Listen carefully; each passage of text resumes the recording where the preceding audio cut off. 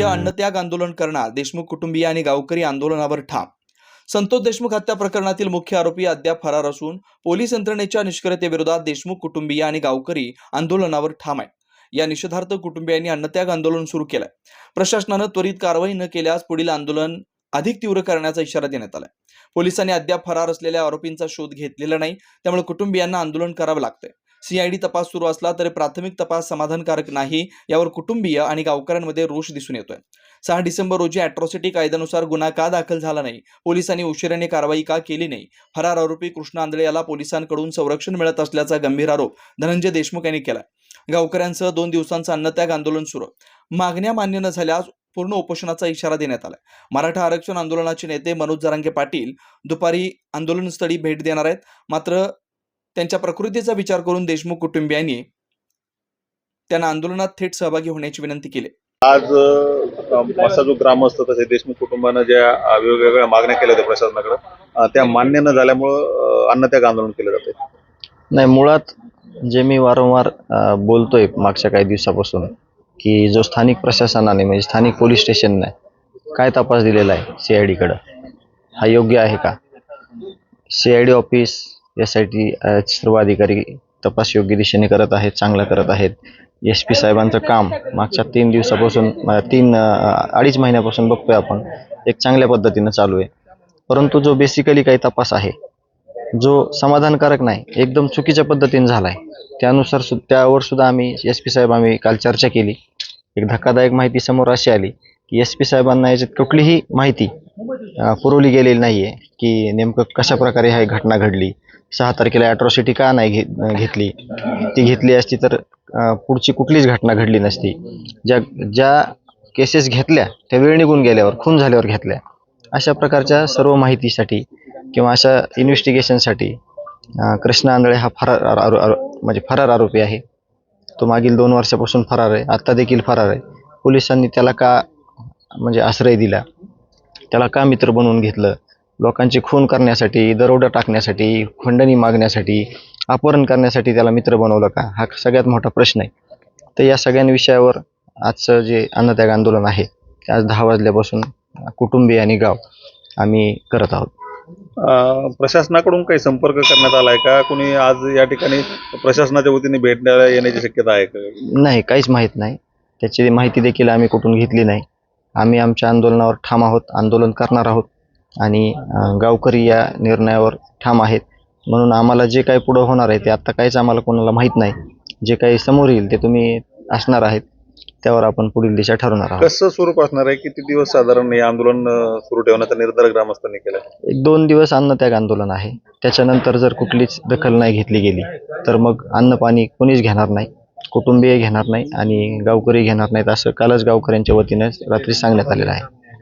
साधारण किती लोक आज अन्नत्याग आंदोलनाला बसणार आहेत? इथं जेवढी व्यवस्था आहे तेवढ्या व्यवस्थेमध्ये सगळे लोक जेवढे बसतील तेवढे लोक इथं आजपासून आंदोलन सुरू करतील.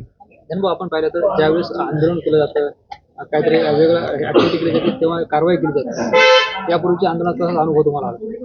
नाही, आंदोलन करण्यामागचा सगळ्यात मोठा हेतू असा आहे की ज्यावेळेस माणूस चिडतो, ज्यावेळेस माणूस त्रास करून घेतो स्वतःला, किंवा मी एक चांगल्या शब्दात सांगेल, कुठल्याही माणसानं रोज एक चूक केली तरी चालते, पण एक चूक परत जो माणूस करतो त्याच्याविषयी खूप चीड तयार होते. त्याच पद्धतीने केज पोलीस स्टेशननी जे काही तपास केलेला आहे त्याच्या संदर्भात कुठलीही माहिती वर SP साहेबांना कळवलेली नाही किंवा जी कळवली ती चुकीची कळवली. काल सिद्ध झालंय. काल आम्ही ज्या काही संबंधित अधिकाऱ्यांना कॉल केले, हँड फ्री कॉल करून आम्ही त्यांना सांगितलं की विचारा आम्हाला ह्या गोष्टीबद्दल काही विचारणा केलेली आहे का ह्यांनी. तर तसं समोर आलं की आम्हाला कुठेही विश्वासात त्यांनी घेतलं नाही. म्हणून ह्या ज्या काही गोष्टी आहेत त्या करावं लागतात आणि न्यायासाठी हे करतोय आपण. दुसरा आपल्या ह्याच्यामध्ये कुठलाच हेतू नाही. न्याय मिळणे हा आपला सगळ्यात मोठा हेतू आहे. त्याच्या बाजूला आपण इकडं तिकडं अजिबात जाणार नाहीत आणि न्यायासाठी काही जरी करावं लागलं तरी ग्रामस्थ आणि कुटुंबीय हे तयार आहे. आपण जर बघितलं तर एकंदरीत असं दिसतंय का की जे प्रशासन आहे आणि पोलीस प्रशासन आणि CID आणि SIT याच्यामध्ये समन्वयाचा अभाव आहे? CID SIT खूप चांगल्या पद्धतीनं त्यांच्याकडे जे काही दिलं गेलेलं आहे मटेरियल त्या दृष्टिकोनातून तपास चालू आहे. परंतु बेसिकली आणि जे काही पार्श्वभूमी आहे सगळी, त्यावर सुद्धा सगळी प्रॉपर इन्व्हेस्टिगेशन होणं अपेक्षित आहे. ती तशी झालेली नाही आहे. म्हणून त्यांचं काय माहीत नाही आपल्याला कम्युनिकेशन कसं आहे किंवा ते किती एकमेकांना सोबत घेऊन काम करतात, पोलीस स्टेशन आणि ह्या 2 समित्या. परंतु त्यांचं काम चालू आहे. SP साहेब त्यांचं काम करतायत.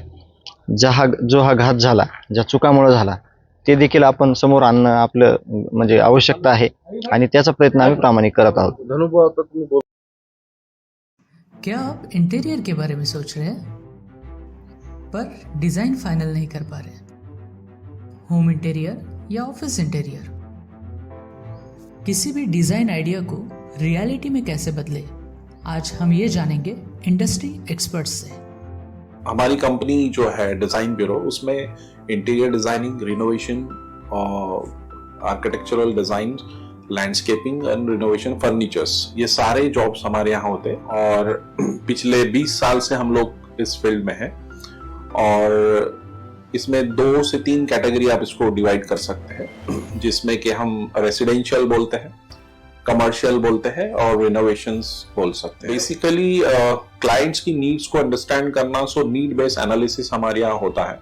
सो क्लाइंट्स के लिए हम लोग परफेक्ट इसलिए हो जाते हैं, या हम उनके लिए दोबारा या किसी क्लाइंट्स के लिए हम चौथी बार काम कर रहे हैं because of their confidence with us, कि वो हमारे ऊपर रिलाय करते हैं। हम लोग अमित यूनिवर्सिटी को पहले से ही जानते थे, तो उनको हमने बुला के उनको जो स्ट्रक्चरल यहाँ पे ब्रिक्स वर्क चल रहा था तभी से उनको कांटेक्ट किया, उन्हीं को जगह दिखाई, उनको स्पेस डिजाइन करने के हिसाब से कांटेक्ट किया, उन्होंने डिजाइन बना के दिया काफी अच्छा।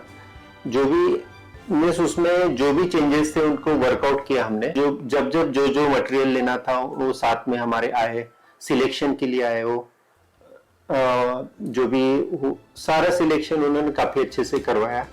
जो भी उसके बाद में जो एक्सपेक्ट था उससे ज्यादा बेटर ऑफिस उन्होंने बनवाया। बजट अगर आपका लिमिटेड है तो लिमिटेड बजट में भी आप एक अच्छा इंटीरियर कर सकते हैं, ये हमारा विश्वास है। और हमारे क्लाइंट्स के लिए हम वही दे रहे हैं और उसी से हमारा क्लाइंटल बड़ा है। हर क्लाइंट की एक अलग स्टोरी होती है, उनका एक अलग रिक्वायरमेंट्स होता है। कई बार ये सारा मिस आउट हो जाता है, हम अपने डिज़ाइन उन पे लाते हैं, वो नहीं होना चाहिए। उनको क्या चाहिए वो हम डिलीवर कर सकते हैं, बस वो उनके बारे में हमको समझना पड़ेगा। तो हमारे इसमें हम एक ही बोलते हैं कि ड्रीम कम्स ट्रू। आप ड्रीम देख रहे हो, हम उनको फुलफिल करेंगे, वो हमारी रिस्पॉन्सिबिलिटी है।